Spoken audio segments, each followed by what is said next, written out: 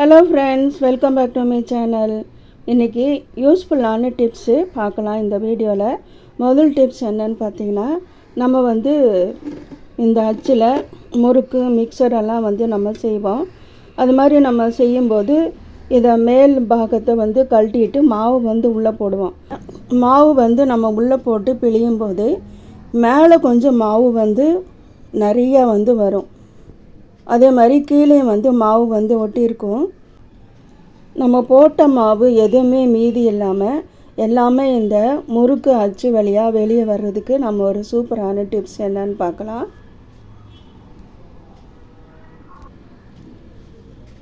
வெளியில் நம்ம food items வாங்கும்போது இது மாதிரி பேக் நமக்கு கிடைக்கும். அது ஒன்று மட்டும் நீங்கள் எடுத்து வச்சு நல்லா சுத்தமாக கழுவி காய வச்சுருங்க. ஈரமே இருக்கக்கூடாது. பாருங்கள், இப்போ மேலே இருக்கிற பாகம் கீழே இருக்கிற பாகம் இல்லை, மேலே இருக்கிற பாகத்தை வச்சு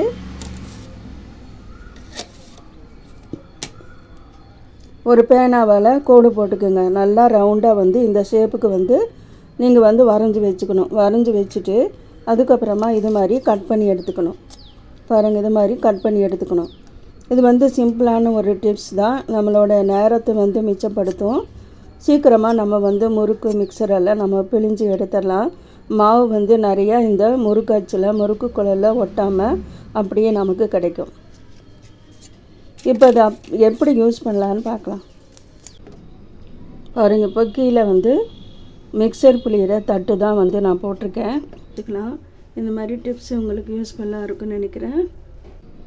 இதில் 3/4 பாகத்துக்கு நம்ம மாவு போட்டு நிரப்பிடுவோம். நிரப்பினதுக்கு அப்புறமா என்ன செய்யணும், இதை வச்சு நம்ம க்ளோஸ் பண்ணுவோம். க்ளோஸ் பண்ணுறதுக்கு முன்னாடி மேலே நம்ம கட் பண்ணி வச்சுருக்கோம் பார்த்திங்களா, அதை மேலே இதை வச்சிடணும்.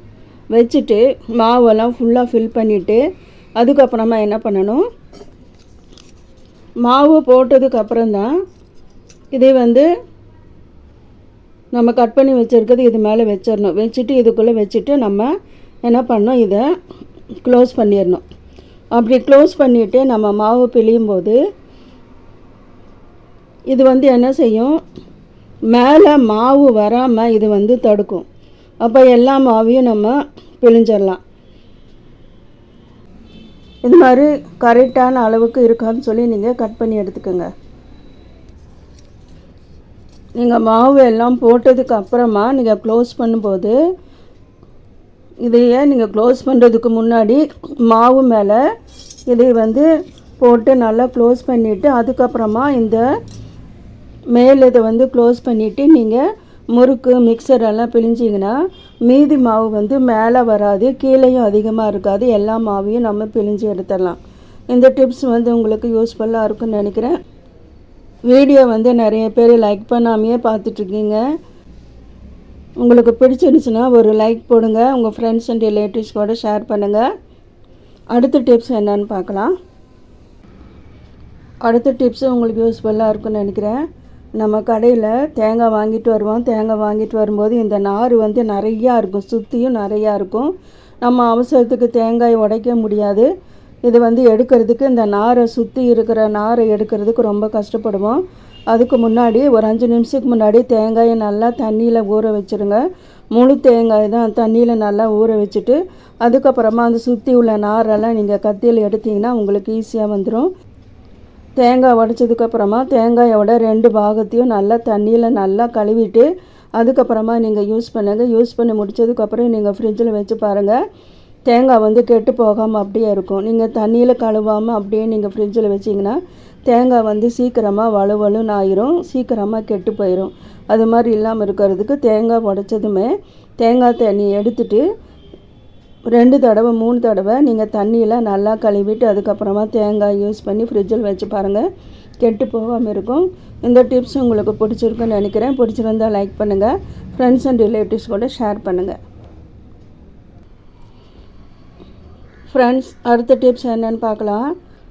ஆன்லைனில் ஃப்ரூட்ஸ் எல்லாம் ஆர்டர் பண்ணி வாங்கும்போது இது மாதிரி ஒரு டப்பாவில் தான் ஃப்ரூட்ஸ் கொடுப்பாங்க. நம்ம ஃப்ரூட்ஸ் எல்லாம் எடுத்துகிட்டு இந்த டப்பாவை தூக்கி போட்டுருவோம். அது மாதிரி தூக்கி போடாமல் யூஸ்ஃபுல்லான ஒரு பொருளாக எப்படி மாற்றலான்னு பார்க்கலாம். இப்போ இதை ஓப்பன் பண்ணிடலாம். பாருங்கள், மேல் இதை இப்படி ஓப்பன் பண்ணிடுங்க. இது மாதிரி டிஷ்யூ பேப்பர் ரோல் வந்து நம்ம யூஸ் பண்ணுவோம். கண்டிப்பாக நமக்கு வீட்டில் எல்லாருக்கும் தேவைப்படும். அதை வந்து இது சென்டரில் வச்சுக்கோங்க. இதை ஓப்பன் பண்ணிவிட்டு இதை சென்டரில் வச்சிடலாம். இது மாதிரி டிஷ்யூ பேப்பர் ரோலை சென்டரில் வச்சுங்க. வச்சுட்டு இதை மேலே இருக்கிற இதை மட்டும் என்ன செய்யணும், மேலே எடுத்துடணும். எடுத்துட்டு இது மாதிரி நம்ம இன்சர்ட் பண்ணிடணும். இன்சர்ட் பண்ணிவிட்டு இதை வந்து க்ளோஸ் பண்ணிடுங்க. க்ளோஸ் பண்ணிட்டா இப்போ நம்ம வேணுங்கும்போது டிஷ்யூ பேப்பர் வந்து நம்ம ஈஸியாக எடுக்கலாம். இது மாதிரி வந்து வர்ற அட்டை டப்பா பாக்ஸ் எல்லாம் தூக்கி போடாமல் இது மாதிரி யூஸ்ஃபுல்லான ஒரு ப்ராடக்டாக நம்ம வீட்டில் யூஸ்ஃபுல்லான ஒரு பொருளாக நம்ம யூஸ் பண்ணலாம். வேஸ்ட்டை தூக்கி போட வேண்டாம்.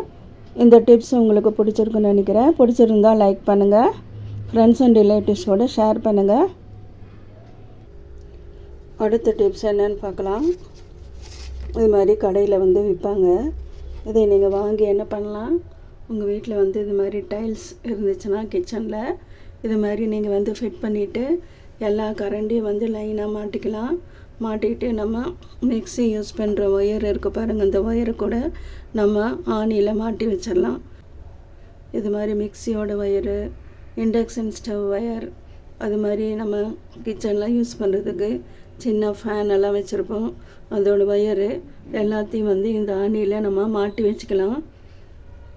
பாருங்கள் எவ்வளோ சூப்பராக இருக்குது பாருங்கள். இது மாதிரி நீங்களும் உங்கள் வீட்டில் இது மாதிரி இருந்துச்சுன்னா இது மாதிரி வாங்கி ஃபிட் பண்ணிவிட்டு, நான் சொன்ன எல்லா டிப்ஸுமே உங்களுக்கு யூஸ்ஃபுல்லாக இல்லை அப்படின்னாலும் சில டிப்ஸ் வந்து உங்களுக்கு யூஸ்ஃபுல்லாக இருக்கலாம். உங்களுக்கு பிடிச்சிருந்துச்சுன்னா லைக் பண்ணுங்கள். ஃப்ரெண்ட்ஸ் அண்ட் ரிலேட்டிவ்ஸோடு ஷேர் பண்ணுங்கள். சப்ஸ்கிரைப் பண்ணுங்கள். மீண்டும் இதே மாதிரி ஒரு வீடியோவில் உங்களை நான் சந்திக்கிறேன். தேங்க்யூ ஃபார் வாட்சிங்.